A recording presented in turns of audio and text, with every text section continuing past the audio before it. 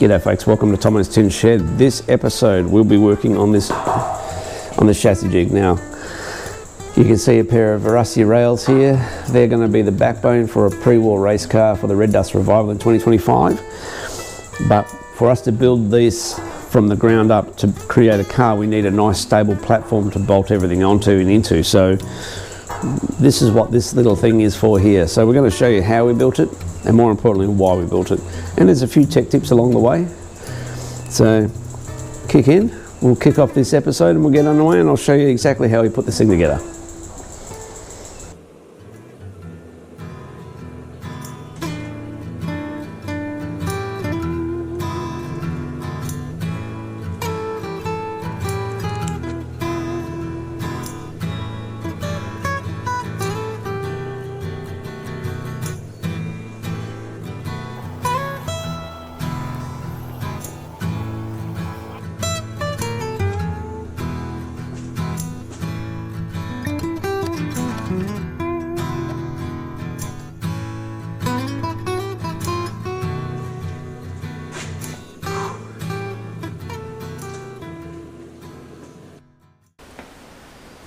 Right, so we've got the two primary rails on the old jig. These are parallel to each other and they should be square. Now folks, you've got to know this, right? Square is square. Square's not nearly, square's not half. If it's not square, it's not square. So when you're setting up these, it doesn't have to be finitely perfect, but it does have to be square. So how we do that? We check it like this. We know that these are 110 inches long, and I've got a spacing of 32 inches wide. That'll be our platform, 110 by 32. Now if I measure across the corners from corner diagonal to diagonal, if the chassis rails are not even, you'll have a shorter measurement and a longer measurement, which means that they won't be square to each other. Now I've set this up, I know they're square, but just so you know, you put a tape measure on one corner and you measure out the diagonal on the other corner. Now this one is 114.5 inches. Check square, remember square is square. We do the other corner, we check that. It is 114.5. So we know these are parallel to each other. So when I weld the spreader sections, and there's three of them, one here, one in the middle and there, we know that they're going to be perpendicular because everything has to be flat and everything has to be square. When we mount the chassis rails onto this, we want to make sure that we can center it and square it, and then we can start adding all the pieces to it and it won't move. Kind of important. The other thing you'll notice, I'm talking in imperial measurements, right? I won't be referring to millimeters because this is a pre-war race car built in America. They didn't have millimeters, so you won't hear it from me, okay? There might be some things I might do a millimeter equivalent to, but I'm going to be talking in inches, feet. So this is 32 inches wide, 110 inches long, and all of the measurements from this point forward will be imperial. I hope you're okay with that, because we're not building a modern Formula 1 car here, we're building a pre-war 1920s based car, and that's what you get for your money. So what I'm going to do now is I'm going to set in the end sections, square them up, and then we'll do a bit of welding. So in the meantime, sit tight. Now I've got the three spreads prepped up, cleaned up. So we've got two ends and the midsection.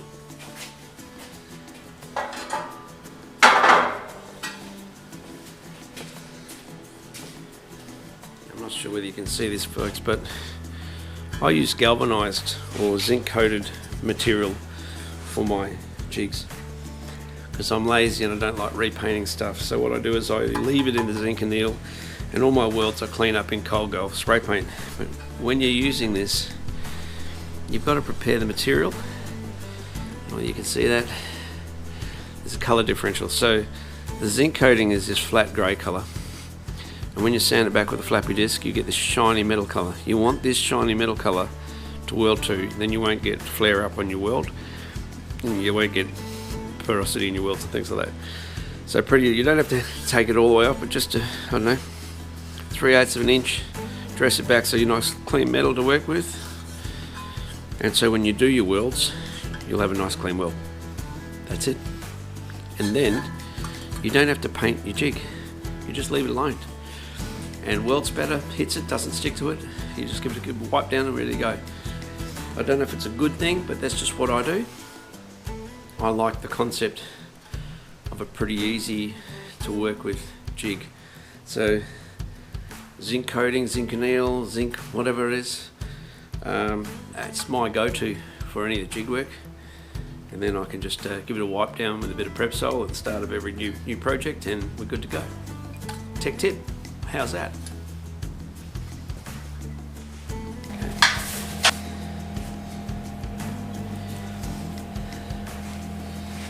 All right.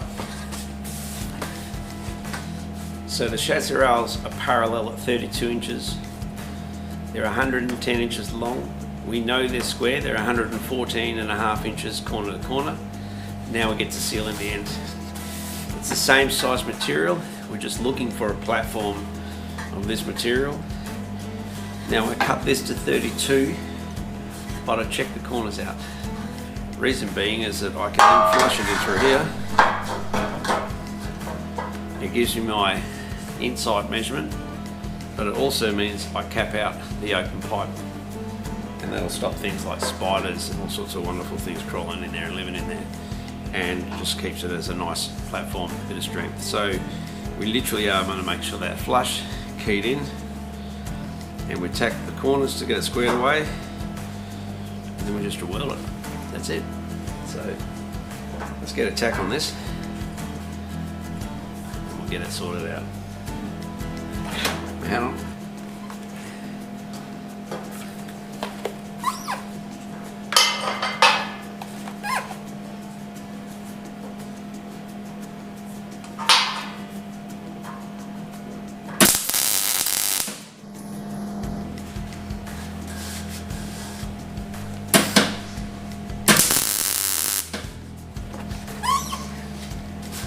Now it's nice and flush.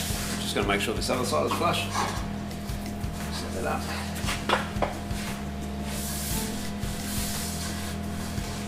It's pretty good.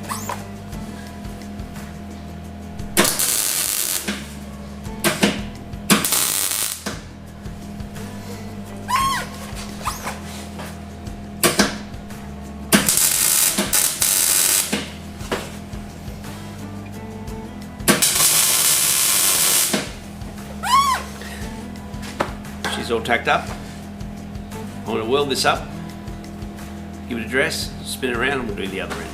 But, alright, a fair bit to do here. So what I'm going to do is run a time lapse as I weld this all up, and I'll get back to you when we're ready to do the legs.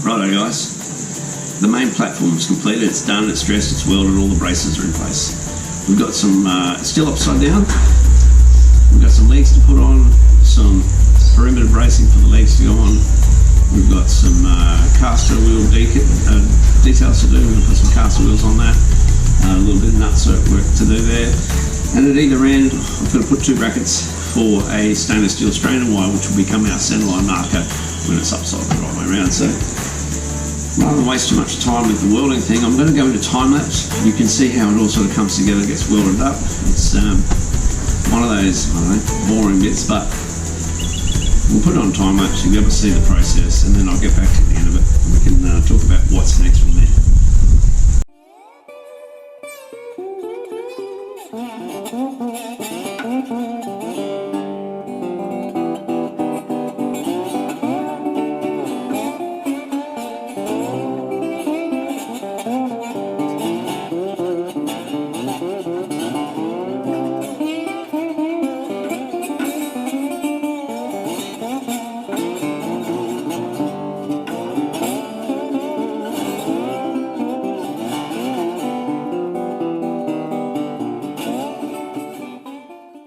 So that's the primary welding done. We've got to do 2 little brackets, then we'll weld them on. We'll do a close-up of the caster setup, and we'll turn it back on its head, and it's just about done. So a few more minutes, we'll keep kicking.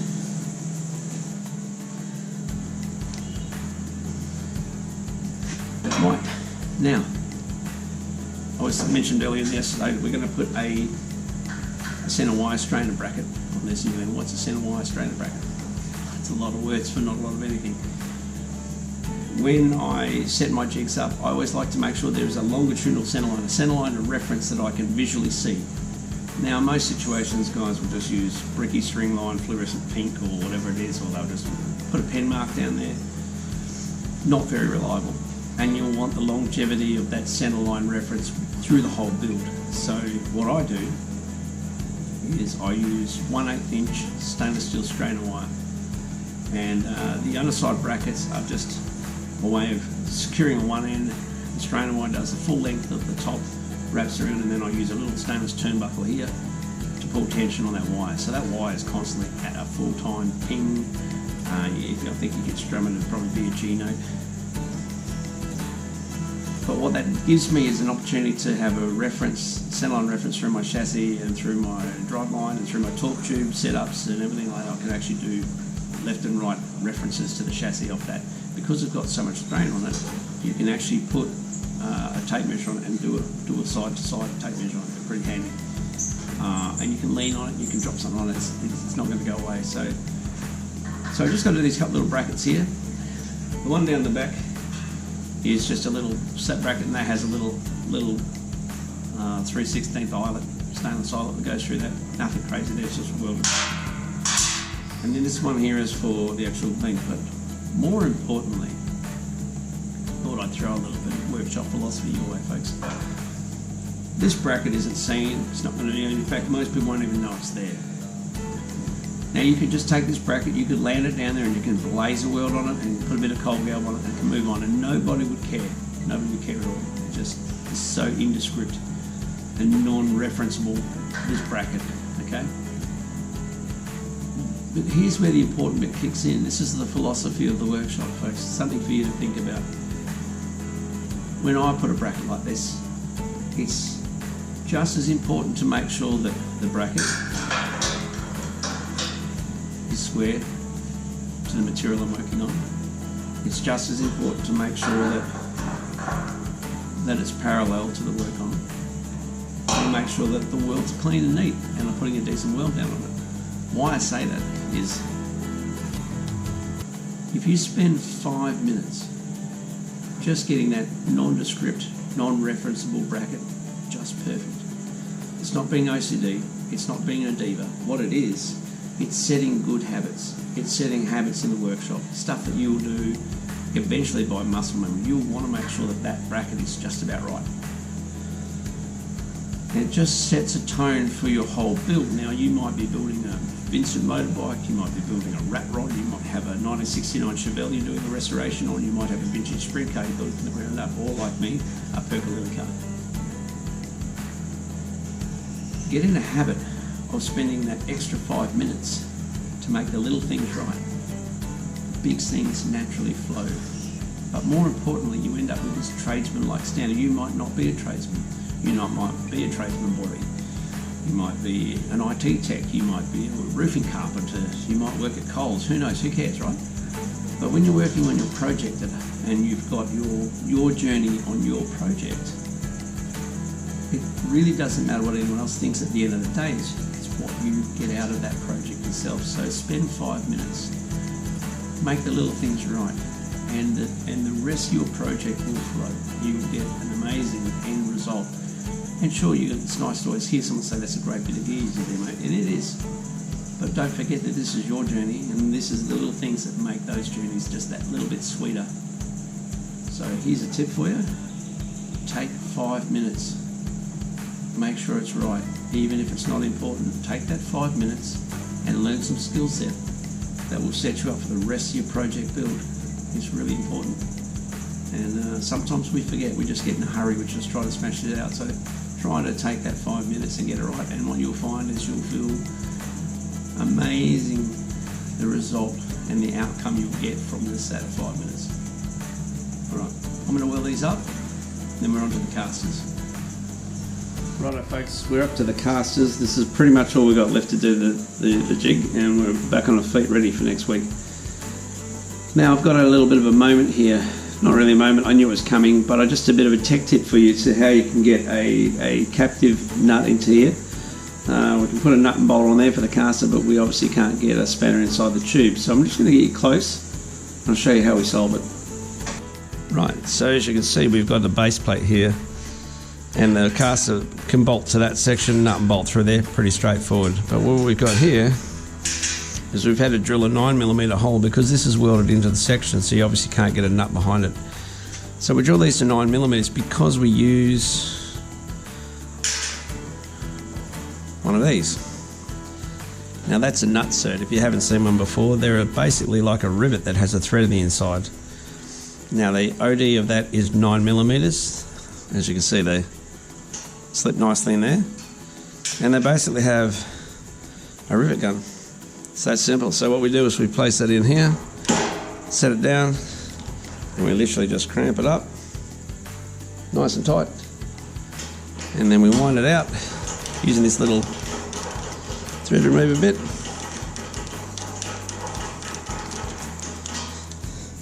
And that's all riveted in there nice and tight. It's not going anywhere. You can now put a nut and bolt straight into it. See? So we'll do it again. We'll do the second one. We open up the rivet gun, we wind the nut cert onto it, we slide it into your bottoms down nice and tight. Again, we just grab the rivet gun and we pull it nice and tight, give it a good crunch, open it up, and then you wind it out with this bit here. You literally undo the bolt. Then you have your nut cert. And that's how you get captive nuts into sealed sections like this. Now I can literally go and do the other 3 legs and I can bolt the casters on. Once that's done, this thing's back on its feet and it's ready for a chassis. So what we've got going on, just the last bit of this jig, is the casters. Pretty straightforward, I hear you say, yeah of course, but just a quick note. These casters are 150 kilo load each. In other words, they can take a total load of 150 kilos per wheel. Now we've got 4 of them. Times by we've got 600 kilos total ability. Now that's including the weight of this, but that's okay because what we're dealing with is a chassis and an engine and a few components like that. It will be fine for what we need to do. By the time we've done all the heavy work, it'll be back on its feet. And so we've got our 2 captive nut certs in place in the tube section. We've got our open holes and we've got our bolts. Now, if you don't know how to bolt a caster to a bracket, I've got to ask the question, should you really be in a shed? But there are some people out there who's probably never even done this. It's not their skill set. So let's go back to basics, all right? 4 bolts, that's all you need. You've got the 2 captive bolts which go in the captive threads. We're going to screw them down. Now this is the only time you're going to hear me talk millimeters, folks, because nut certs in this country are only in metric, so these are 6mm bolts. That's it. Get used to it, get comfortable with it, because that's the last time. And then we put these ones in here.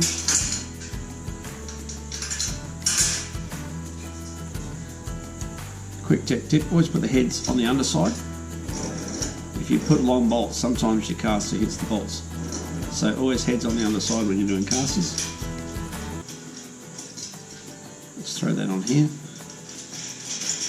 Pretty straightforward, but once we've done this, we'll do the other 4 corners and we can get it back on the feet. Not only will we be done today, but we'll be done on the chassis jig. We'll be ready for next week. And it's beer o'clock. So let's quickly screw these down. Nice and tight. That's about 2 grunts on the grunt bar for those who want to know the torque setting. 2 grunts on the grunt bar. Just kidding, it's probably about 15 foot-pound if you really wanted to go that far. I don't know what it's in metric.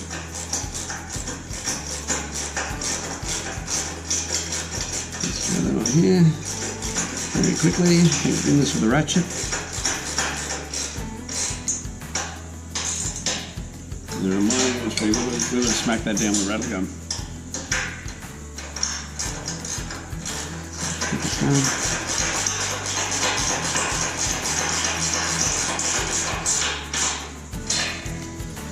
There you have it. 3 more, we'll get it on its feet and we'll wrap up this episode. Give me 5 and I'll be back to you. Okay guys, this is what we need to make our centre line strainer wire for our jig. You need 1/8 stainless steel cable, strainer cable. We need eyelets and clamps to terminate the cable ends. Stainless G-shackles just so we've got a fixture point. Turnbucklers to pull the tension on. The eyelet is just a fixture point at the fixed end, and then fixtures to lock it all in together. So all of this here is just purely to put a centre line through our jig, but when it's all finished and done you'll understand why. So what I'm going to do now is move on to the chassis and show you how to set up the chassis centre line, and then we'll hook it all up and that should do it. Okay, so this is for the strainer cable, the centre longitudinal strainer cable. This gives us a true centre through the chassis rail, or through the chassis jig. Now I made these rails 32 inches wide, so the centre of this is 16 on centre. Sounds like a bricky stem, doesn't it? So we go tape measure. We measure 16 on the centre with a nice fine pen. And then what we do is we go back the other way and we double check to make sure it is 16 on the centre. Spot on money. And we take a good old set square.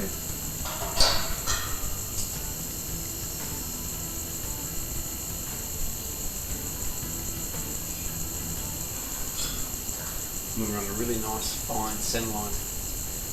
We're only really worrying about the outer radius because we're going to put a hacksaw blade through that and a bit of a file, but I'll show you up close and personal when we're doing that one.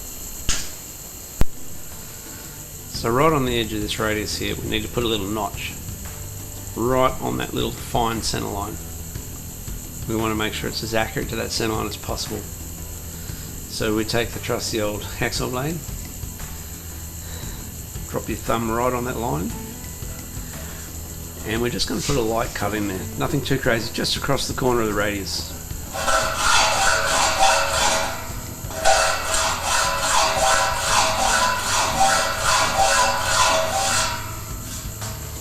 Just enough to make a mark.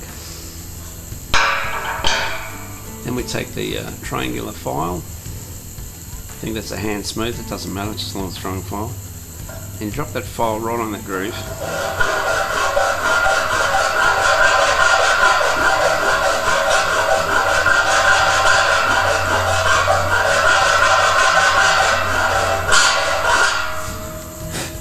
We just put a little notch in there, a bit like a guitar notch.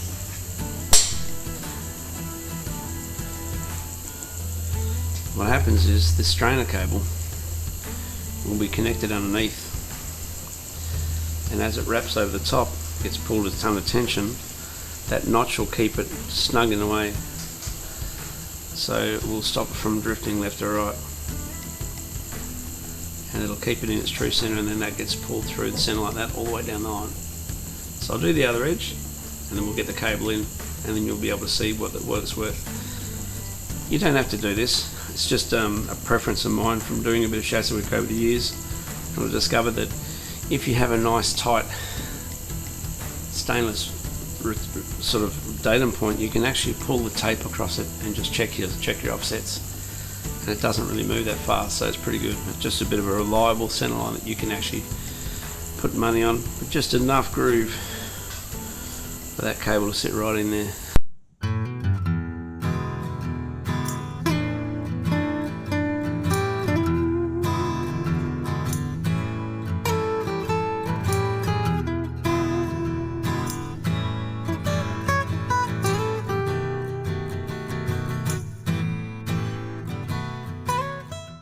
Well folks, that's a wrap. That's a wrap for today. The chassis jig is done, it's completed, it is ready to take a chassis, and that's what's going to happen on the next episode. We're going to bring in the chassis rails from outside, we're going to do a few repairs to it, and we're going to get them set onto this jig, squared up, ready to start doing the best of the build. But in the meantime, that's it. Thanks for watching, sticking around, Don't forget, if you like what you see, hit like, subscribe and hit those notifications. We'll be back with another episode real soon. So thanks for watching and we'll see you next time. G'day folks, Thommo from Thommo's Tin Shed. Just one quick little moment of your time. I wanted to tell you about the new build series. We are going to be building a pre-war race car to attend the Lake Perkolilli Red Dust Revival in 2025. Now we wanted to build something that would capture and showcase that period of time. We wanted something that would really say Lake Perkolilli. We didn't want to just come up with a car or make something up. We wanted something that was authentic to the timeline. I guess that's the best way of putting it. So I spoke to Graham Cox from Red Dust Revival and so I said, how do I get up there? What do I do? How do I get about it? He said, well, first and foremost, you need to decide what sort of car you're going to do. We really would like to see authentic Perko cars. So I purchased this book from Graham. Now this is one that he's produced and it is an amazing snapshot reference material if you want to know about Lake Perkolilli. There's a lot going on in this book. But I sort of said to him, I said, I've got a set of Chevrolet chassis rails that I want to work with. And I'm looking to sort of stay Chevys, and he suggested that I look in the book for a guy called Jack Nelson.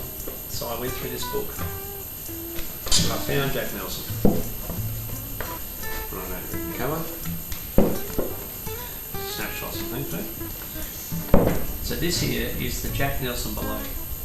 Now this was a 1928 Chevrolet chassis based car, and all the bodywork on it is hand fabricated. There's no production cowl work or anything. The only thing that is production is the nose cone or the radiator cowl, and to my life I cannot identify what it is. So we are going to have to fabricate that from the ground up. We're going to have to do a little bit of English wheeling, a little bit of shrink and stretching. We're going to have to do a little bit of fabrication work to make that grill work, but that's okay. Kind of what we do. So what I'm going to produce over the next 7 months is this car right here. Now it's not going to be a replica because the term replica means everything's got to be the same, right? This version of the car, when it finished up, had a side valve V8. Now we're not going to run a side valve V8, we're going to run a straight 6 Chevrolet, the old 216 stoke hole. So we can go Chevrolet on Chevrolet, that's the plan. But what we will be doing is we'll be taking the visual cues from this car right here. We want the car to visually look like this car here. The only difference between our car and Jack Nelson's below will be the fact that the engine is slightly different. But when we roll this roll this car off the trailer, we want this car to look exactly like this picture. We want to make sure that it really does represent that timeline. So we're going to have to fabricate and produce that against this picture here. We've got a handful of black and whites as our reference material. But beautifully enough, some of these photos you can actually scale to size, so you can work that out on the fly. So we really are going to try and produce an authentic piece of that Thommo history. So here's the deal. We're going to take a pair of chassis rails, we're going to strap them to a jig that I've just created. And we're going to build this car from the ground up, but we're going to make sure that this car represents, as best to our ability, a true, authentic Lake Perkolilli special. And I'm going to make sure that this car, from rivet to bolt to colour to wheels selection, it's going to be everything that we can do. I want this car to really be a snapshot of that timeline, and I'm looking forward to it. But we're going to take you on that journey. We want you to see exactly how we do it from the ground up.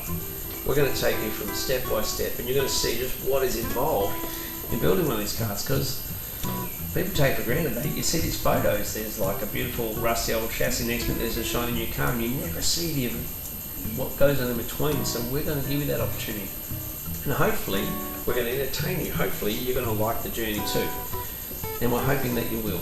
And if you do like the journey, don't forget, hit like, subscribe, hit the notifications, and we're going to produce more and more episodes as the car gets close to completion.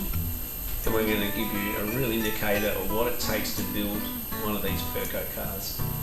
And at the end of it all, when we if we're lucky enough to be picked up for the Guernsey, or we're lucky enough to get a number for the day, we're going to roll that car off that trailer, we're going to strap a whole heap of cameras on it, and we're going to take you out on that track and show you exactly what it's representing and what it's like to be in the dust.